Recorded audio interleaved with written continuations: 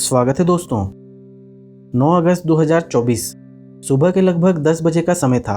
कोलकाता के आरजीकर अस्पताल से एक फ़ोन कॉल आया और फ़ोन कॉल उठाने वाले व्यक्ति की आवाज़ में घबराहट साफ झलक रही थी। फ़ोन की दूसरी तरफ से आवाज़ आई, क्या आप महिला डॉक्टर के पिताजी बात कर रहे हैं? तब उन्होंने हाँ में जवाब दिया। इसके बाद सामने वाले की बात सुनकर उस पिता के पैरों तले ज़मीन खिसक गई। उसने कहा, जितनी जल्दी हो सके आप अस्पताल पहुंचे, आपकी बेटी की तबीयत बहुत ज़्यादा खराब है। पिता को इस खबर पर यकीन नहीं हुआ। उनकी बेटी जो एक समर्पित डॉक्टर थी और रात में जो बिल्कुल ठीक थी, तो अचानक से ऐसा क्या हो गया? वो कुछ पूछ पाते उससे पहले ही फ़ोन कट गया। पिता ने घबराहट में दोबारा फ़ोन कॉल किया और लड़खड़ाती हुई आवाज़ में पूछा, मेरी बेटी को क्या हुआ है? उधर से जवाब आया, साहब आपकी बेटी ने अपनी ज़िंदगी ख़त्म कर ली है। ये सब सुनते ही पिता की आंखों में आंसू उमड़ आए। उनकी बेटी जो हमेशा मुस्कुराती रहती थी, जिसने हर दिन न जाने कितने मरीजों को नया जीवन दिया, वो अब इस दुनिया में नहीं रही।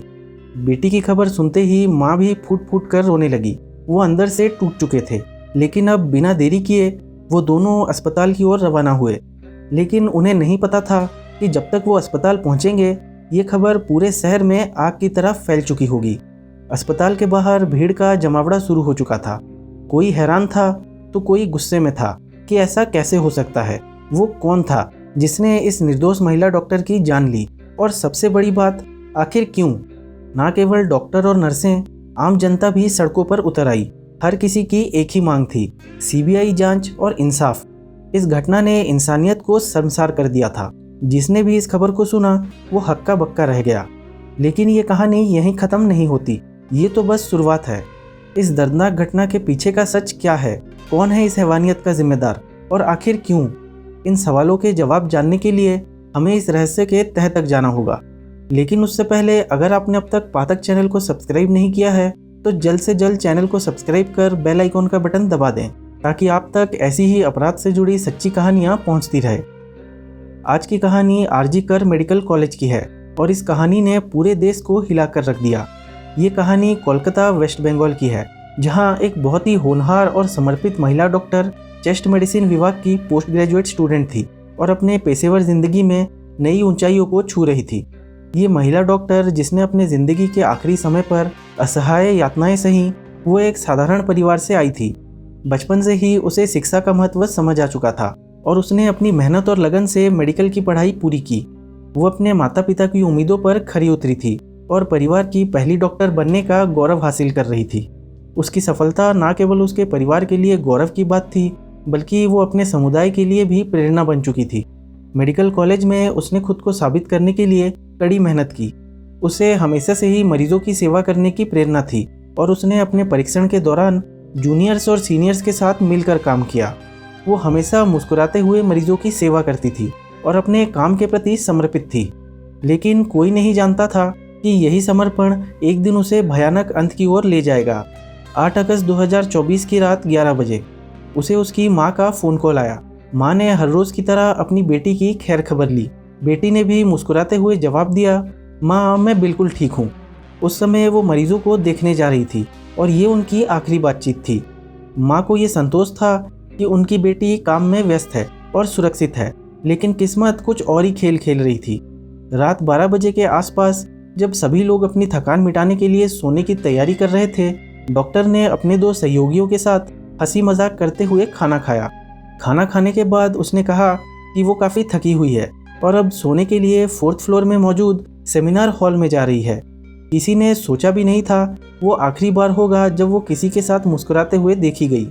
खैर, 9 अगस्त की सुबह जब उसके पिता को वो भयानक फ़ोन कॉल आया, तो उन्होंने इस बात की जानकारी अपनी पत्नी को दी और दोनों ही घबराते हुए अस्पताल की ओर भागे। और जब वो वहां पहुंचे तो वहां का नज़ारा किसी बुरे सपने से कम नहीं था। अस्पताल के गलियारों में अफरा तफरी का माहौल था। महिला डॉक्टर का शरीर अर्धनग्न अवस्था में खून से लथपथ और जख्मों से भरा पड़ा था। उसके शरीर पर जगह जगह चोट के निशान पाए गए। गर्दन की हड्डी टूटी हुई थी। आंखों, मुंह और प्राइवेट पार्ट से खून बह रहा था। ये कोई साधारण मौत नहीं थी, बल्कि हैवानियत की सारी हदें पार की जा चुकी थी। बेटी की हालत को देखकर पिता और माँ दोनों टूट जाते हैं और अब कहने सुनने को कुछ बचा ही नहीं था। इस भयानक घटना की खबर ने पूरे अस्पताल के सभी डॉक्टर, नर्सों और कर्मचारियों को हिला कर रख दिया। जैसे ही ये खबर अस्पताल से बाहर निकली, सोशल मीडिया पर ये आग की तरह फैलने लगी और शहर में गुस्से की लहर दौड़ गई। अस्पताल के बाहर लोगों का जमावड़ा होना शुरू हो गया। डॉक्टरों और नर्सों ने धरना प्रदर्शन शुरू कर दिया। लोगों की बस एक ही मांग थी, न्याय और दोषियों को सख्त से सख्त सजा देना। दबाव के चलते इस मामले की जांच बहुत तेजी से शुरू हुई। जांच अधिकारियों ने मामले की जांच शुरू की, लेकिन शुरुआत में अस्पताल प्रशासन ने इसे एक मर्डर के रूप में पेश करने की कोशिश की। हालांकि घटनास्थल की हालत और महिला डॉक्टर की बॉडी पे घाव और उसकी टूटी हुई गर्दन की हड्डी, ये सभी इशारा कर रहे थे कि ये मामला साधारण मामला तो बिल्कुल नहीं है, जो कि पोस्टमार्टम की रिपोर्ट ने साबित भी कर दिया। जैसे जैसे मामला आगे बढ़ा, राजनेता और सामाजिक संगठनों ने भी इस मामले पर दुख जताया। ये घटना केवल एक परिवार का दर्द नहीं, बल्कि समाज पर सवाल बन गई थी। ममता बनर्जी की सरकार भी इस मामले को लेकर दबाव में आ गई थी। जांच के दौरान सेमिनार हॉल के पास के सीसीटीवी फुटेज खंगाले गए और उसमें कुछ अजीब घटनाएं देखी गई। जांच के दौरान संजय रॉय नामक एक व्यक्ति सामने आया, जो पुलिस कल्याण बोर्ड में सहायक के रूप में काम करता था। वो अक्सर अस्पताल में आता जाता रहता था और अब उसे शक की नज़र से देखा जाने लगा। उसी जांच के दौरान पुलिस को सेमिनार हॉल के पास एक ब्लूटूथ डिवाइस मिला। पुलिस ने जब उस ब्लूटूथ डिवाइस को चेक करना शुरू किया तो पता चला वो ब्लूटूथ डिवाइस बुरी हालत में टूटा हुआ था और जांच में सामने आया कि ये डिवाइस संजय रॉय का ही था। फिर उसे तुरंत हिरासत में लिया गया। अब संजय रॉय का इतिहास और गतिविधियां किसी से भी छुपी हुई नहीं थी। उसने कई शादियां की थी और हर बार जब उसका मन भर जाता था तो अपनी पत्नी को छोड़ देता था। यहाँ तक कि उसकी एक पत्नी की संदिग्ध अवस्था में मौत भी हुई थी, लेकिन उस समय किसी ने इसकी शिकायत नहीं की थी। वो खुद को एक पुलिस वाला बताता था। जांच के दौरान पुलिस को कई चुनौतियों का सामना करना पड़ा। संजय रॉय की गिरफ्तारी के बाद पहले तो उसने किसी भी अपराध को स्वीकार नहीं किया, लेकिन बाद में जब उससे कड़ी पूछताछ की गई तो उसने अपने अपराधों को कबूल कर लिया। 8 अगस्त की रात संजय रॉय ने शराब के नशे में धुत होकर उस महिला डॉक्टर पर हमला किया। उसने पहले तो उसे बुरी तरीके से मारा, फिर उसके साथ दुष्कर्म किया और अंत में उसकी हत्या कर दी। महिला डॉक्टर के शरीर पर जगह जगह गहरे घाव पाए गए, जो इस बात को साबित कर रहे थे कि कितनी क्रूरता के साथ उसने महिला डॉक्टर पर हमला किया था। पुलिस ने उसके मोबाइल को भी जब्त किया, जिसमें कई आपत्तिजनक वीडियो भी पाए गए, जो कि उसके अपराधी होने के और भी पुख्ता सबूत थे। फिर पुलिस ने संजय रॉय के खिलाफ आईपीसी सेक्शन 64 और सेक्शन 103 के तहत मामला दर्ज किया और अदालत में उसे पेश किया, जहां पर उसे 23 अगस्त तक पुलिस रिमांड में रखने की मंजूरी मिली।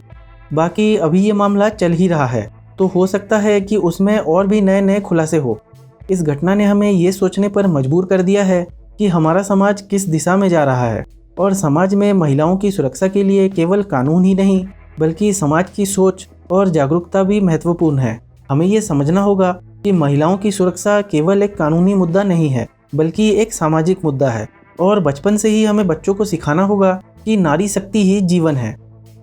तो ये थी कोलकाता महिला डॉक्टर केस की पूरी कहानी। वीडियो अच्छा लगा हो तो लाइक और शेयर ज़रूर करें। ऐसे ही क्राइम से जुड़ी और कहानियों के लिए चैनल को सब्सक्राइब कर बेल आइकॉन का बटन दबाएं। देखने के लिए शुक्रिया। मिलते हैं अगली वीडियो में।